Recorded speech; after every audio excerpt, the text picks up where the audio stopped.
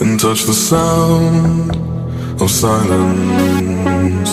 And in the naked light I saw 10,000 people, maybe.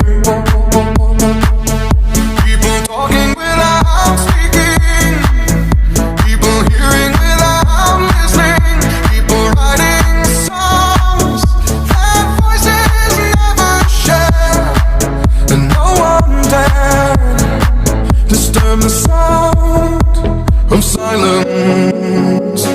Fool said, you do not know. Silence like a cancer grows. Hear my words and I might teach you. Lay my arms and I might reach you.